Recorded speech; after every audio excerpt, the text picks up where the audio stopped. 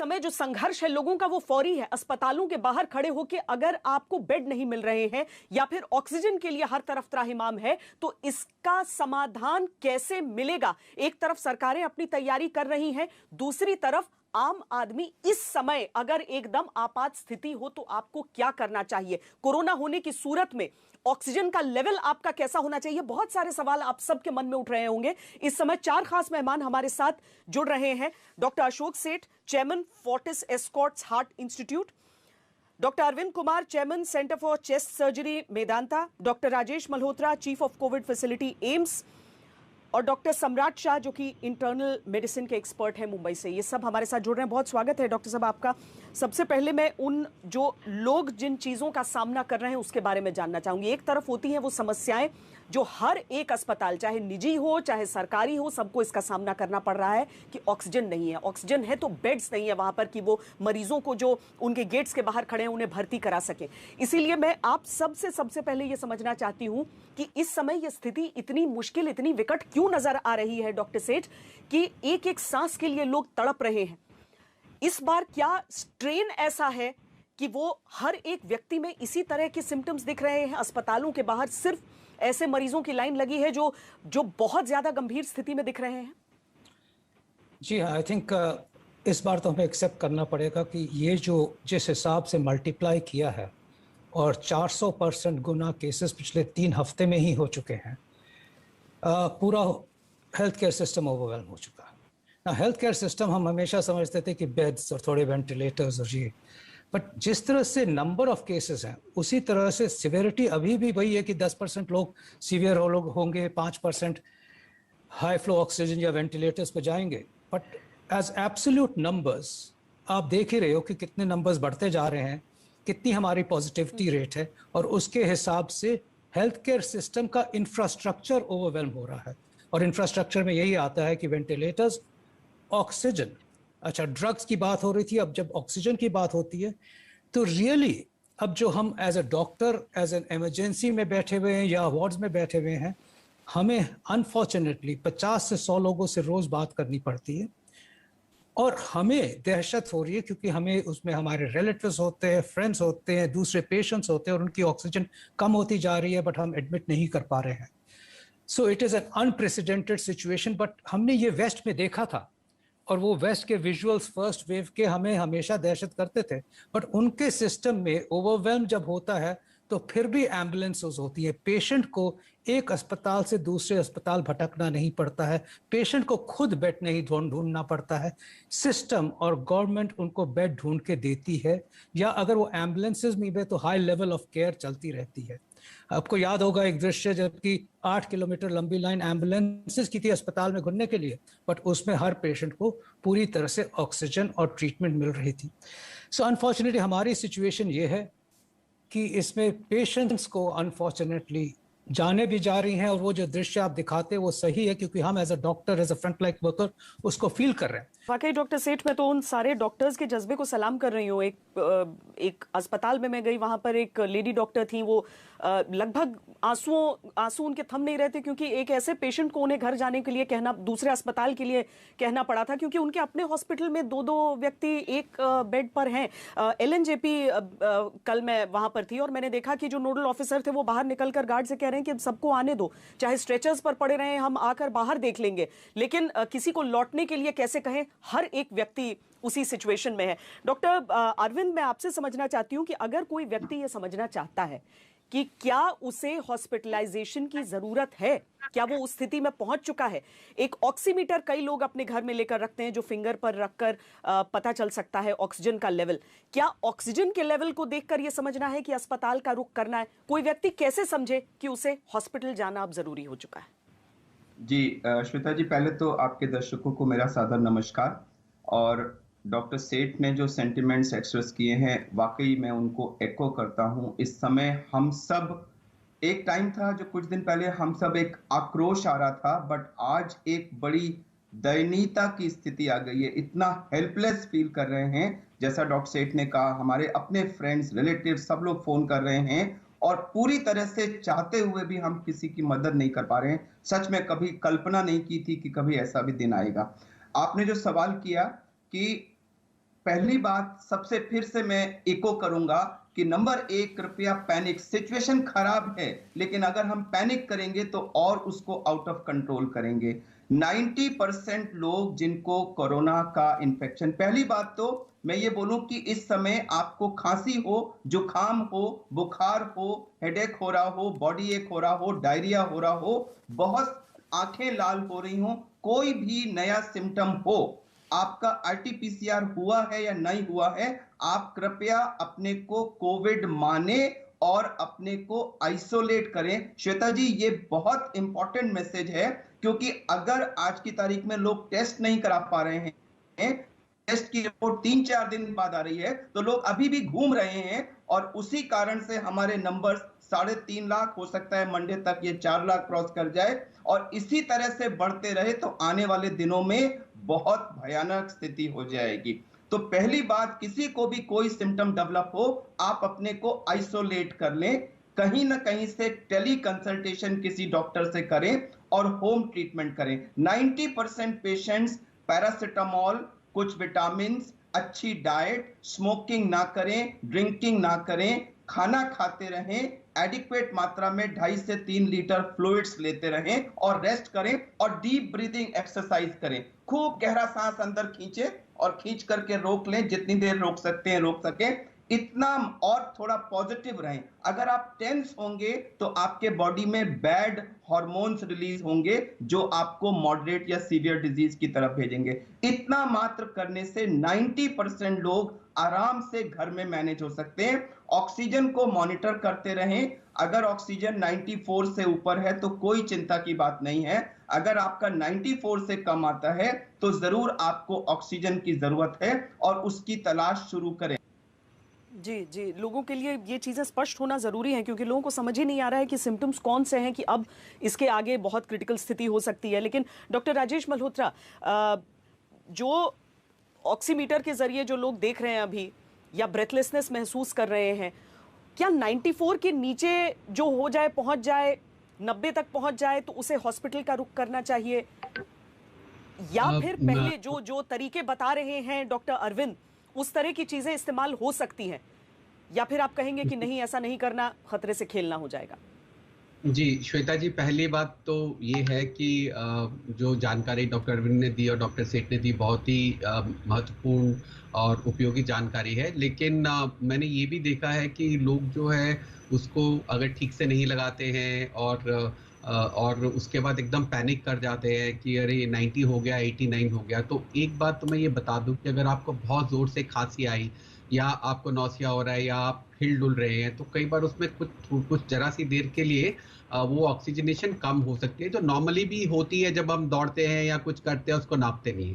तो एक तो लगातार उसको ठीक से लगा के देखें कि वो कई लोग मुझे बोलते हैं कि जी ऐसा हुआ 90 है, होगी मेरी सैचुरेशन, तो अच्छा इसको ठीक से लगा के देखिए जरा 2 मिनट तक, बोले डॉक्टर साहब अभी 94 हो गई है। तो एक इसमें जो पैनिक का एलिमेंट है और जो घबराहट एकदम हो जाती है, तो पहली बात तो ये है कि जो अगर कम हो रहा है तो पहले ये देखें कि वाकई में कम है या उसको ठीक से लगाया नहीं है या आपको खांसी या कुछ हुआ उसकी वजह से हुआ है। दूसरी बात ये है कि जैसे बताया गया कि उल्टा लेटने से भी इसमें इंप्रूवमेंट होती है। तीसरी बात ये है कि कई बार लोग बिल्कुल ठीक ठाक होते हैं लेकिन वो सैचुरेशन देख के घबराते रहते, तो हम उनसे ये पूछते हैं कि आपको क्या ब्रेथलेसनेस हो रही है, क्या आप 1 मिनट में कितनी बार सांस ले रहे हैं।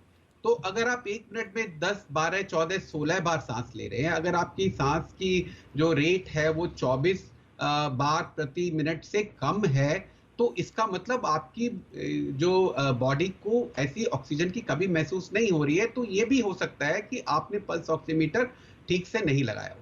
तीसरी बात, जैसे ये कहा गया कि अगर लगातार ऐसा लग रहा है आपको कि सांस फूल रही है या जो red flag sign doctor Arvind ने बताए, या सैचुरेशन ड्रॉप करना शुरू करती है और आपको लगता है कि ये ठीक से लगाने के बावजूद भी है, तो तुरंत डॉक्टर से जरूर कांटेक्ट करें, क्योंकि जितने लोगों को भी हम होम आइसोलेशन के लिए एडवाइस करते हैं उसमें कोई ना कोई उनका कांटेक्ट पॉइंट जरूर होना चाहिए जो उनको गाइड करे। अब जैसे कहा गया कि अस्पतालों में इतनी ज्यादा भीड़ है, डॉक्टर सेठ ने भी कहा बहुत से ऐसे पेशेंट हैं जो दिन रात हमें फोन करते हैं और हम फोन पे उनको समझा बुझा के, उनको तसल्ली दे के और उनको ठीक कर देते हैं, ज्यादातर उनमें से ठीक भी हो जाते हैं।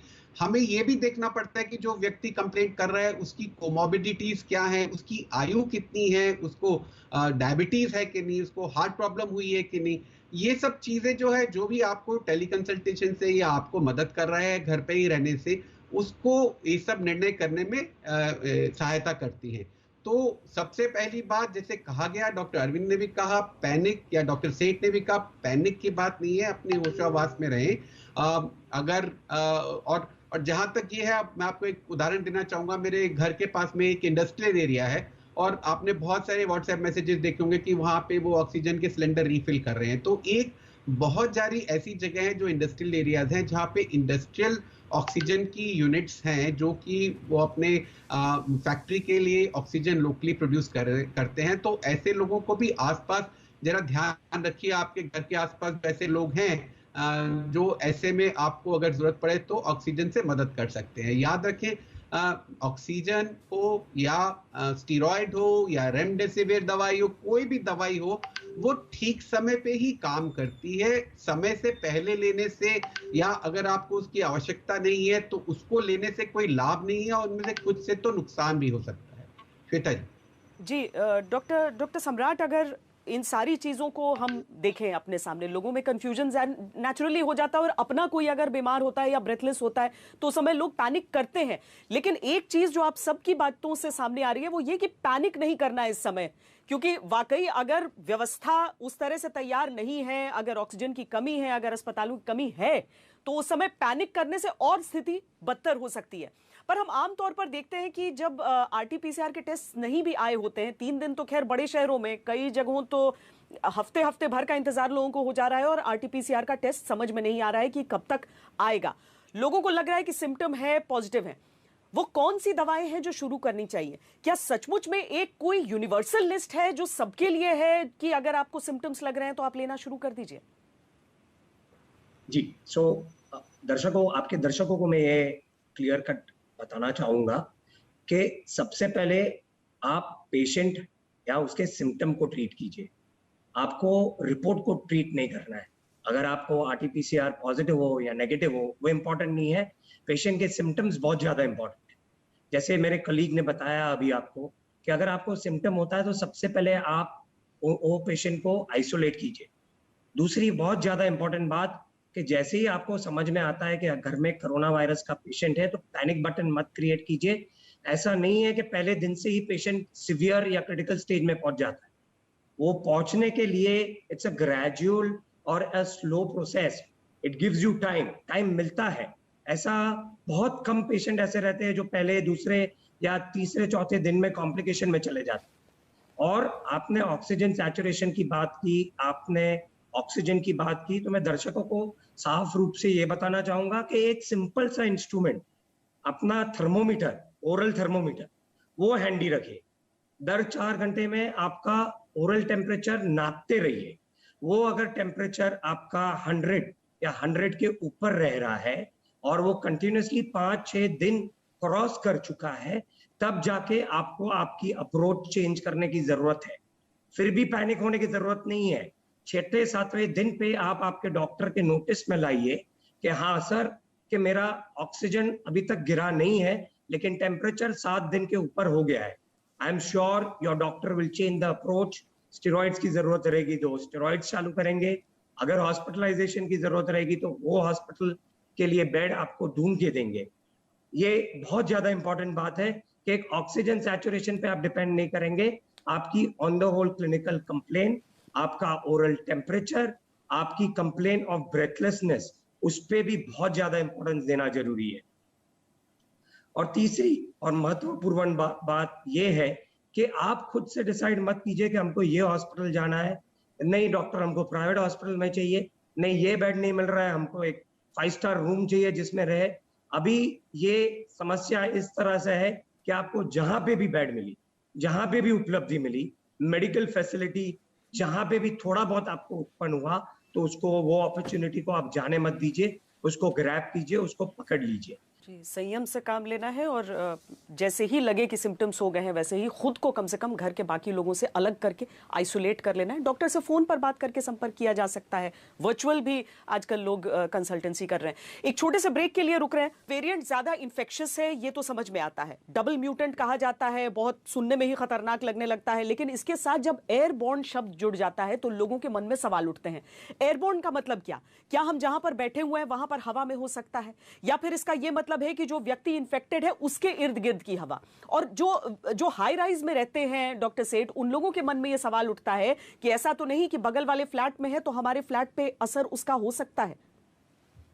आई थिंक बहुत इंपॉर्टेंट क्वेश्चन है, और ये कंसर्न पहले भी थोड़ा माइंड में होता था क्योंकि कुछ इंडिकेशंस थे, बट क्लियरली एम्फेसिस यही था कि ये ड्रॉपलेट इन्फेक्शन है, जिसका मतलब कि जब हम खांसते हैं तो ड्रॉपलेट्स फॉर्म होती हैं और वो थोड़े बड़े होते हैं, इसलिए वो ड्रॉप्स ज़्यादा दूर तक नहीं जाती हैं और आसपास ही पहुंचती हैं और वो धीरे धीरे ज़मीन पे गिर जाती हैं या किसी सरफेस पे गिर जाती हैं, क्योंकि वो हवा में नहीं जा सकती, ड्रॉपलेट्स होती हैं।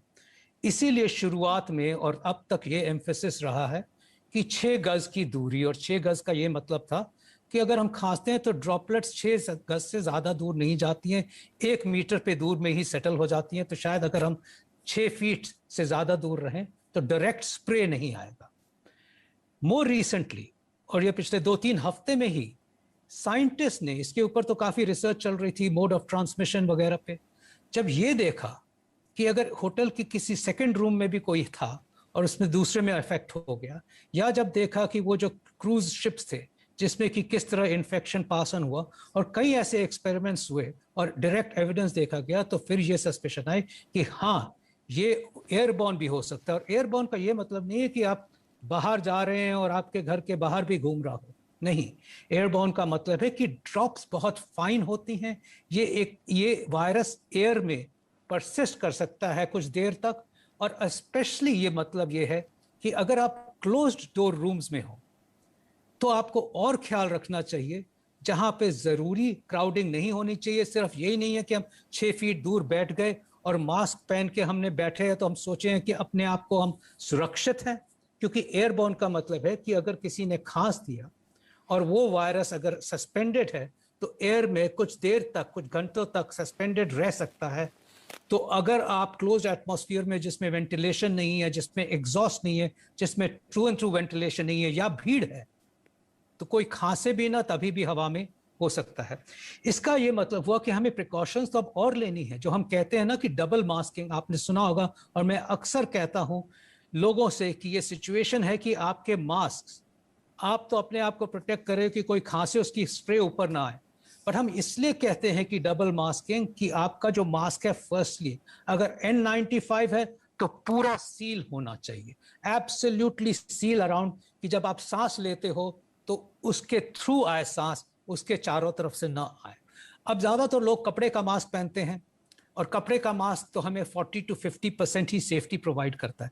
जब ड्रॉपलेट की बात आ जाती है और जब एयरबॉर्न की बात आ जाती है तो हम कहते हैं कि और सुरक्षित रहिए। जो आपने देखा होगा कि लोग 3 प्लाई मास्क पहनते हैं, और 3 प्लाई मास्क में अक्सर साइड से जगह होती है कि हवा अंदर जा सकती है, और ये सिर्फ नाक पे लटकाए रखते हैं, कई बार मुंह पे लटकाए रखते हैं, कई बार यहाँ लटकाए रहते हैं। इनफैक्ट खाते वक्त तो उतार ही देते हैं और कई बार बोलने की वक्त उतारते हैं। इनफैक्ट क्लियरली अगर किसी ने ऐसा कर रहा है तो मैं यही कहूंगा, नहीं कि बैड बिहेवियर, ये कहूंगा आपकी सिविक रिस्पॉन्सिबिलिटी है। आप इलीगल काम कर रहे हो अगर मास्क को ठीक नहीं पहन रहे हो, क्योंकि आप अपने को तो हार्म कर ही रहे हो, बट आपको कोई आपको राइट नहीं है आप किसी और को हार्म करो, आप किसी और की मौत का आप रीजन बनो, और हो सकता है वो कहीं आपकी फैमिली ना, आपके पेरेंट्स ना हो। सो मैं डबल मास्किंग को अगेन एम्फसाइज करता हूं, इसी वजह से, एयरबॉर्न रूट की वजह से, कि ये मास्क को आप 3 प्लाई सर्जिकल मास्क को ये आप पहन लें, इसको दोनों तरफ से टाई कर लें कि ये ज्यादा फिट हो जाता है। और अगर ये ज्यादा फिट हो गया तो बहुत अच्छा है कि आपकी पूरी ये सील हो गई, जो नॉर्मली ये 3 प्लाई मास्क में खुली रहती है, ये सील हो गई। और इसके ऊपर आप इसको चिपका के अगर क्लॉथ मास्क पहन लेते हो तो ये डबल प्रोटेक्शन हो गई, जिससे कि आप प्रैक्टिकली अपने भी 96% सुरक्षित हो गए और दूसरों को भी 96% से ज्यादा सुरक्षित कर दिया।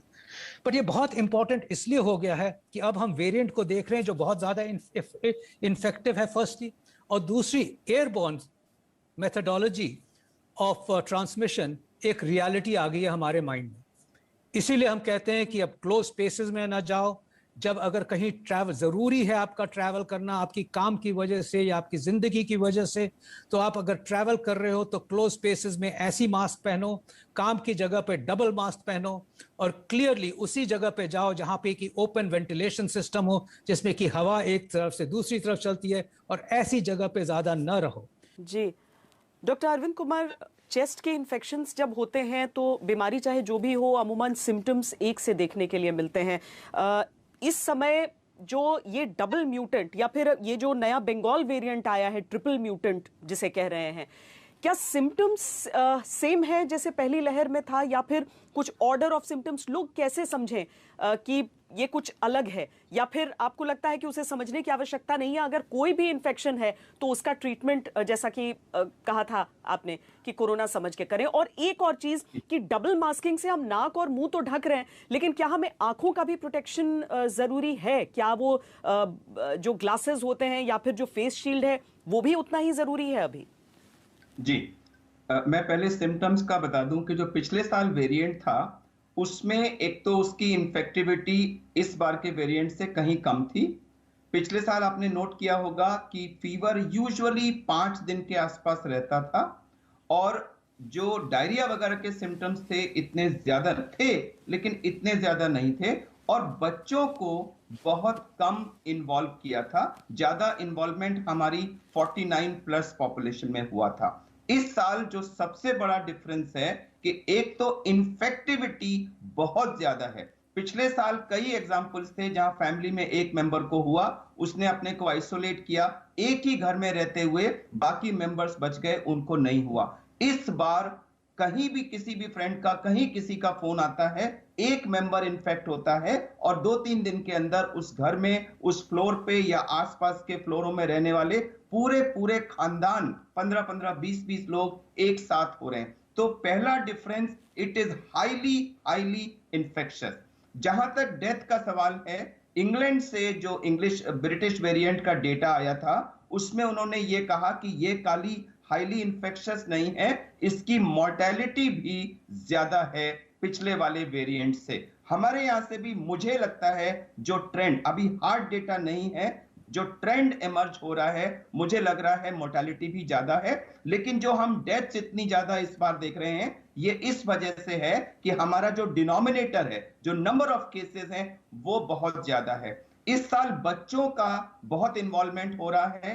18 से 49 की एज ग्रुप, उसमें बहुत ज्यादा लोग इन्वॉल्व हैं, और उस एज में भी हमको कॉम्प्लिकेटेड डिजीज, सीवियर डिजीज और डेथ, ये सब देखने को मिल रही है। तो इस बार का जो वेरिएंट है ये हाईली इन्फेक्शियस है, मे बी ज्यादा डेडली भी है, बच्चों को इन्वॉल्व कर रहा है, 18 से 50 की एज ग्रुप को इन्वॉल्व कर रहा है। और एक और चीज है कि बहुत सारे केसेस ऐसे आ रहे हैं अब जिनको पिछली बार कोरोना हुआ था, तो उनके हिसाब से एंटीबॉडी बन जानी चाहिए थी और उनको दोबारा नहीं होना था। लेकिन आज सुबह से मुझे 2 ऐसे लोगों के फोन आए हैं जिनको लास्ट ईयर भी हुआ था और अब उनको फिर से कोरोना हो गया। ऐसे भी केसेस हैं जिनको लास्ट ईयर कोरोना हुआ था, उन्होंने दोनों डोजेस वैक्सीन की लगवाई और अब उनको फिर कोरोना हो गया। तो ये जो नया वेरिएंट है ये हाईली इन्फेक्शियस तो है ही, ये शायद ज्यादा डेडली भी है, लेकिन क्या ये हमारी जो एंटीबॉडीज हैं उनको इवेड कर रहा है? क्या ये हमारी वैक्सीनेशन की एंटीबॉडीज को इवेड कर रहा है? ऐसे बहुत सारे सवाल इस समय उठ रहे हैं जिनका आने वाले समय में हमको जवाब मिलेगा। और इन सब की वजह से जो डॉक्टर सेठ ने बात कही है कि एयरबॉर्न ट्रांसमिशन की बात, अब अगर हम पिछले 1 साल में इसके देखें, हाईएस्ट इंसिडेंस ऑफ ट्रांसमिशन वहां हुआ है जहां क्लोज स्पेस के अंदर बहुत सारे लोग, जैसे कोई बर्थडे पार्टी हुई, एक हॉल में 50 लोग थे, अगले दिन उसमें से 45 लोग इन्फेक्ट हो गए। तो एक हॉल क्लोज स्पेस के अंदर, खासकर से जहां खिड़कियां नहीं खुली हैं, एयर कंडीशनड एरिया है, तो वो हवा वहां रिसर्कुलेट होती है। 2-4 लोगों ने खांसा, उनका एरोसॉल उसमें गया और वही रिसर्कुलेट हुआ, सबने उसको इनहेल किया और लोग इन्फेक्ट हो गए। तो डॉक्टर सेठ की बात बहुत महत्वपूर्ण है कि हमें डबल मास्किंग करनी है, हमें सब लोगों से दूरी रखनी है, और जहां तक संभव हो हम काम फोन पे करें, डिजिटल मीन से करें, एक दूसरे के साथ इंटरेक्शन अगले कुछ महीनों तक, जब तक ये इश्यूज क्लियर नहीं हो जाते, यही हमारा सबसे बड़ा प्रोटेक्शन चेन ऑफ ट्रांसमिशन को रोकने का रहेगा।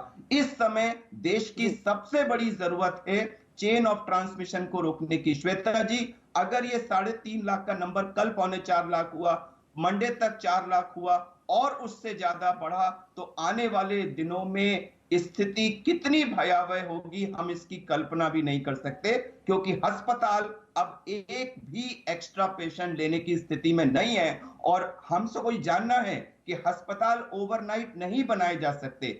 आप बेड लगा सकते हैं, लेकिन doctor, nurses, train staff, equipment, oxygen, ये सब कहां से लाएंगे? तो हम इलाज तो करें, लेकिन सारे देश के सारे देशवासियों का ध्यान इस समय अपने को घर में लॉक करिए और चेन ऑफ ट्रांसमिशन को तोड़ के इन नंबर्स को कम करिए, इस पर होना चाहिए। जिन्हें जरूरत नहीं है वाकई डॉक्टर अरविंद कि उन लोगों को अगर घर से बाहर न निकले तो बेहतर रहेगा। समय कम है, इसीलिए मैं जल्दी डॉक्टर राजेश मल्होत्रा मैं आपके पास आना चाहती हूँ, क्योंकि बहुत सारे लोग वीडियोस के जरिए ये जरूर दिखा रहे हैं कि वो लोगों की मदद करना चाहते हैं, लेकिन वो गलत इन्फॉर्मेशन दे देते हैं। जैसे एक बहुत ज्यादा वायरल है वीडियो कि नेबुलाइजर का इस्तेमाल कर लीजिए अगर आपको ऑक्सीजन चाहिए। आप क्या स्पष्टीकरण यहाँ पर देंगे? कई लोग ऑक्सीजन सिलेंडर्स अगर रखना चाहते हैं इमरजेंसी के लिए, या कॉन्सेंट्रेटर्स का इस्तेमाल करना चाहते हैं, इस समय सबसे वाइज डिसीजन सबके लिए क्या होगा?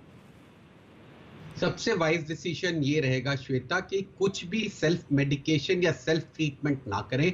जब आपको कोई आपका डॉक्टर कहता है कि आप स्टेबल हैं, आपका इलाज घर पे हो सकता है, इसमें ये एक म्यूचुअल ट्रस्ट और म्यूचुअल रिस्पॉन्सिबिलिटी की जरूरत है। आप जो है ये जो व्हाट्सएप पे कि नेबुलाइजर लगाने से आपको ऑक्सीजन की जरूरत नहीं पड़ेगी, ये सब गलत है। इस तरह की जो है मिस इन्फॉर्मेशन से प्रभावित ना हो। सोशल मीडिया का इतना पावर है इस समय कि लोग बड़ी जल्दी से इसमें प्रभावित होके और हर बात का विश्वास कर लेते हैं। तो जो भी आप जानना चाहते हैं उस ज्ञान को आप व्हाट्सएप ज्ञान के द्वारा न प्राप्त करें, आप अपने डॉक्टर से पूछें।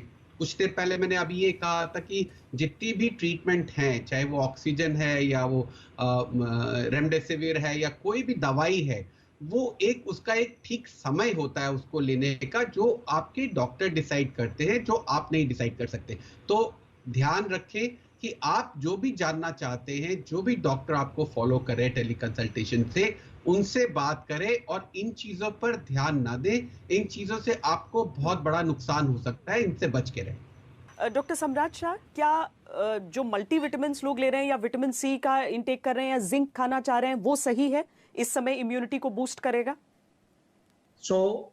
मैं आपके ऑडियंस को वापस एक चीज बहुत अच्छी तरह जो मेरे कलीग्स ने बोली है उसको वापस समराइज करना चाहूंगा कि आप आपका बेसिक्स राइट रखें। वो बेसिक्स आपका ए, बी और सी है, ये बराबर ध्यान में रखिए। ए मतलब आपका एयरवेज हमेशा प्रोटेक्ट कीजिए, ये आपका सुरक्षा कवच है।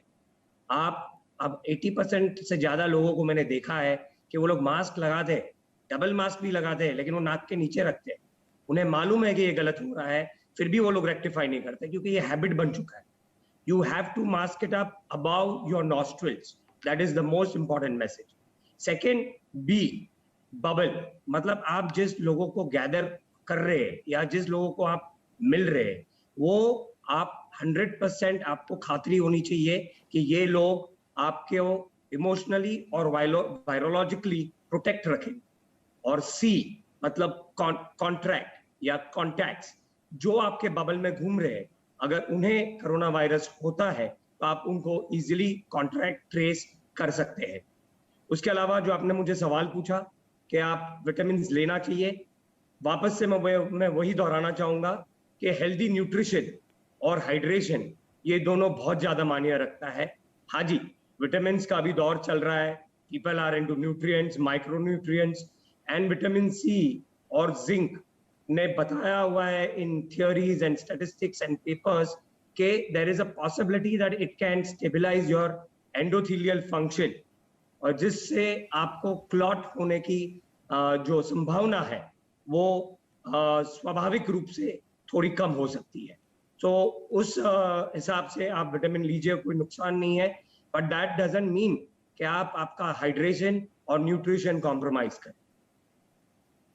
जी श्वेता जी, बहुत धन्यवाद आप सबका हमारे साथ जुड़ने के लिए। डॉक्टर अशोक सेठ, डॉक्टर अरविंद कुमार, डॉक्टर राजेश मल्होत्रा और डॉक्टर सम्राट शाह, बहुत धन्यवाद, क्योंकि इस समय पैनिक नहीं करना है और जानकारी सही रखनी है अपने पास, और इसीलिए ये चर्चा इतनी अहम है। एक ब्रेक के लिए रुक रहे हैं, देखते रहिए आज तक। नमस्कार, मैं हूं अंजना ओम कश्यप। हमें उम्मीद है ये वीडियो आपको पसंद आया होगा। लेटेस्ट खबरों के लिए यूं ही देखते रहिए आज तक, और इस वीडियो के पसंद आने पर लाइक, शेयर एंड सब्सक्राइब करना ना भूलें।